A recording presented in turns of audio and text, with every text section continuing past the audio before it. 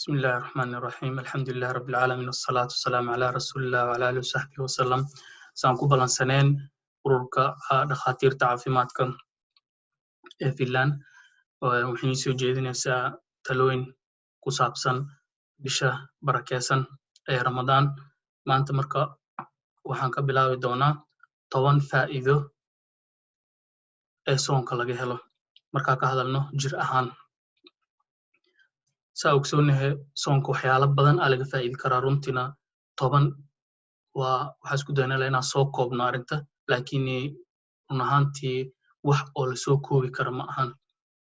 midda koowaad hadaa ka bilaabno shaqaynta unugyada ama cellska wasaqda iyo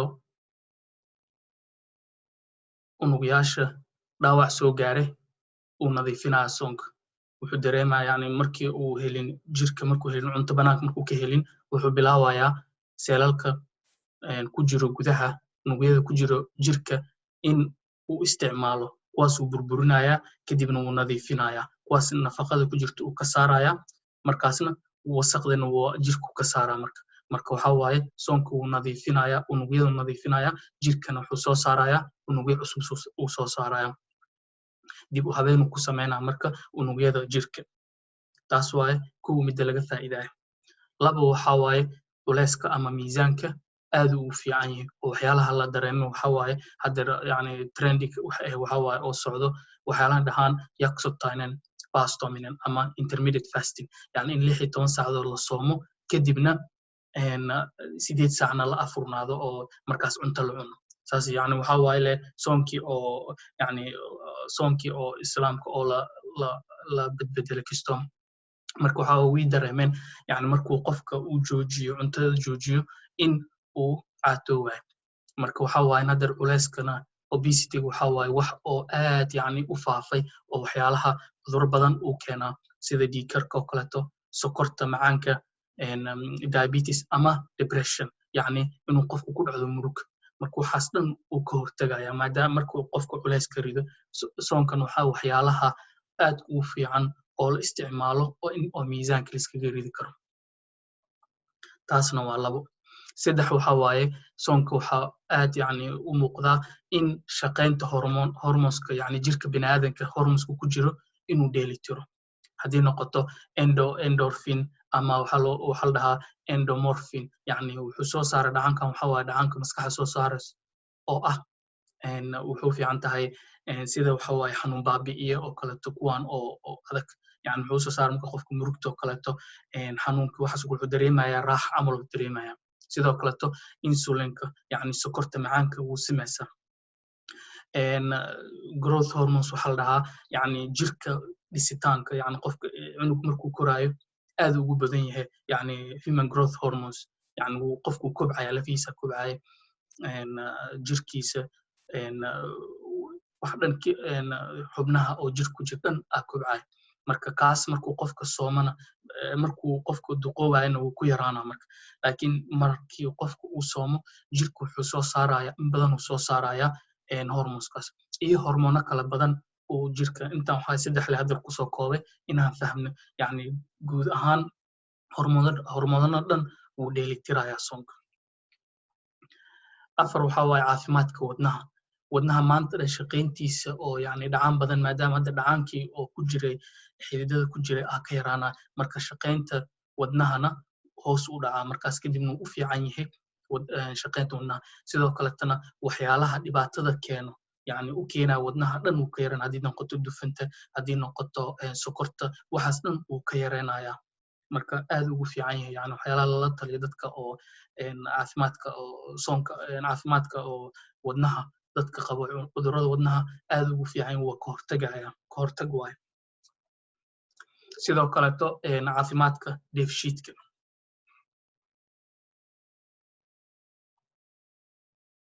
dheefshiidka intaasoo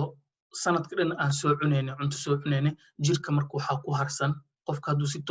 soomi jirin joogto soo soomi jirin waxa waa jirka waxa ku haraayo wasaqdiya ku harayso maanta dhan tartiib u socon marka qofku markuu soomo dheefshiidka waa isnadiifinaysaa wax kasta qashinka ku aruure wixii ku jira dhan ka nadiifo waa nabiga sal ly slam waa tuu sheegay yani waxa ugu daran oo qofka yani buuxin karo waxa weel uu buuxin karo waxa waaye waa calooshiisa waaye maadaama waana haddar yani culummada dhakhaatiirta markay ka hadlayaan waxa waaye aad waxay ugu dadaalaan cudurrada caloosha ka hortaga cudurrada caloosha maadaama wax kasta markuu qofka caloosha markuu ka bilaawdo meel kastuu aadaa marka haddii noqoto maskaxda haddii noqoto wadnaha haddii noqoto jirkii meeshiiska marka markii la nadiifiyo caloosha meel kasta xubnaha kale dhanna way ka faa'iidaan arrintaas marka waxa waa suntii oo sanadka dhan lasoo aruurinaya jirka ku jira la isticmaalaya waa jirka wuxuu bilaaba inuu isticmaalo wuuna ka titiraa markaas wuu ka bixinaya wasaqda marka midda shanaad waxaa caafimaadka dheefshiidka 6 waxa waaye caafimaadka maskaxda unugyo cusub uu maskaxda soo abuuraya tan kalena waxa waaye wuxuu ka hortegayaa soonka qofka markuu soomo cudurrada maskaxda oo ka mid tahay alzheimer markii la sheega maxaa keeno waxay keeno si oo rasmi hadda weli dhakhaatiirta muu ogo laakiin waxyaalaha ay tuhmayaan waxyaalaha isdhahayaan uu ka imaan karaa waxa waaye dhacaan badan meesha maskaxda aadayo wuxuuna ka bilaabanayaa meelaha uu qofka xasuusta qaybaha xasuusta oo maskaxda meelahaasuu ku badanaya dhacaankan ku badanaya kadibna wuxuu bilaabaa inuu ku fido maskaxda oo dhan marka qofku markuu soomo wuxuu bilaabaa jirka inuu burburiyo waxyaalahaas qashinkaas uu burburinayaa markaas kadibna waxa waaye ka hortag oo cudurrada maskaxda uu sameynaya sidoo kalena waxa waaye qofku wuxuu dareemaya waxyaalaha uu dareemaysto waxa kamid asaga oo sooman qofku wuxuu dareemaya nashaad uu dareemaya wax badan uu akhrin karaa wax badan uu samayn karaa maadaama uu jirka helayo foojignaan uu cusub uu ka helayaa soonka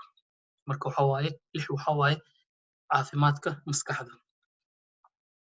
sidoo kale cudurka sokorta uu ka hortagaa diabetiska tanna waa soo sheegnay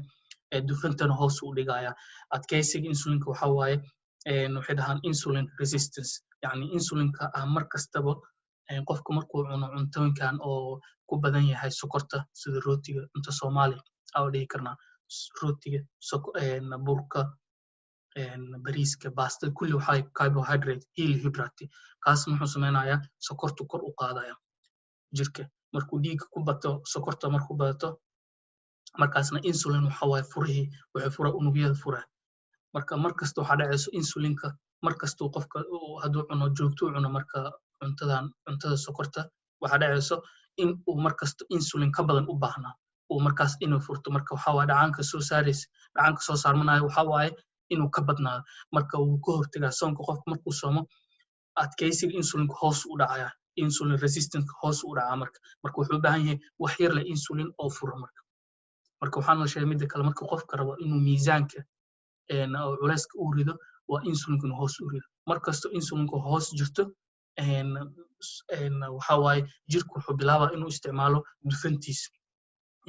dufanta ku jiro caloosha iyo jirka meelihiis kaleto uu bilaabaya inuu isticmaalo subagaas inuu isticmaalo cimri degdega ka hortaga cimri degdega waxaa maadaama uu wadnahana waan soo sheegnay wadnaha inuu caafimaad u yahay dheefshiidka caafimaad u yahay maskaxda caafimaad u yahay insulinka sokorta uu ka hortagayo intaasoo cudur hadduu ka hortagay qofka ma ku dhacayo waxyaalaha keena cimri degdeg qof kasta hotor waa uu ku imaanada laakiinse dadka qaarkood waxa waaye maadaama uu jirka uu dhibaatooyin badan ka imaanayo u imaanayo waxa waaye dhaqso ku imaana marka cimri degdeg waa tusaale ahaan qof hadduu gaarigiisa hadduu ka warqabo muddo ka dheer uu isticmaali karaa gaarigaas oo isla modelkaasna qofkiisi xoog u isticmaalo oo aan ka warqabin dhaqsi uu baaba'aya taas camal waaye marka soonka marka waxa waaye wuxuu ka hortegayaa cimri degdeg tan waxaan malaynaa aad si sahlanaa loo fahmi karaa midda 9aad waxa waaye inflammationka ama infectionka ka hortagay infectionka marka calaamadaha lagu garto waxa waaye bararka badan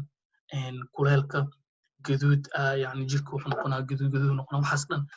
xanuunka badan meelaha waxa ku xanuunaya kalbaha ku xanuunaya meelahan garbaha iyo meelahaas dhan ku xanuunaya waxaa keeni karo inuu inflammation oo kooban oo muddo dheer soo socday inuu qofka dareemo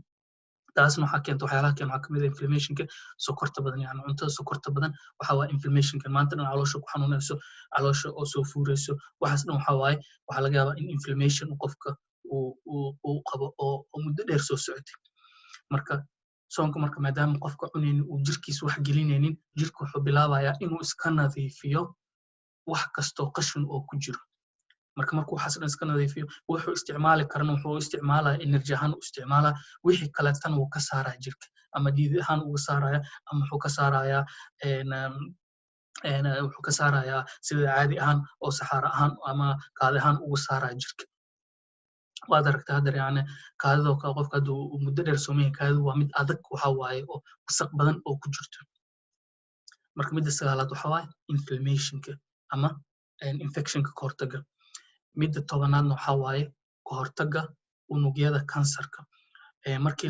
la sameeyey baaritaano oo lagu sameeyey jiirka lagu sameeyey waxaa la arkay in oo unugyada kansarka uu dilaayo uu ka hortegayo taasna waxaa waaye dhakhaatiirta waxay dhaheen ama cilmibaarada waxay dhaheen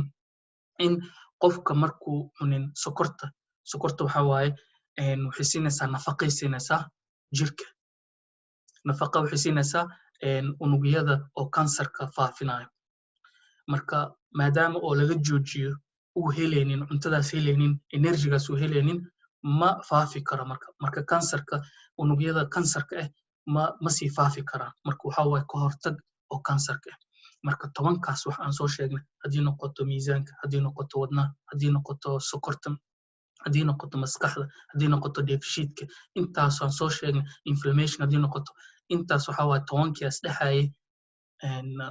oo caafimaad ahaan markaan ka fiirino jaanibka caafimaad ahaan ka fiirino aa laga faa'idi karaa soonka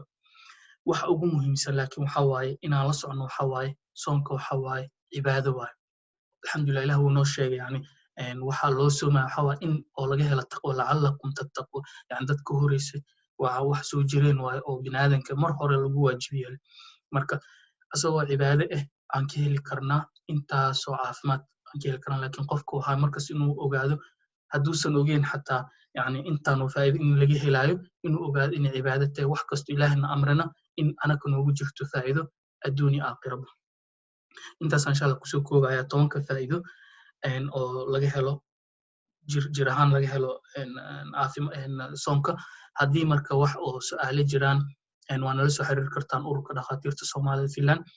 emailkeena waa kana facebookana toosaan ugu soo xiriiri kartaan insha allah waa inoo kulankeena dambe insha allah asalaamu calaykum waraxmatullahi wabarakatu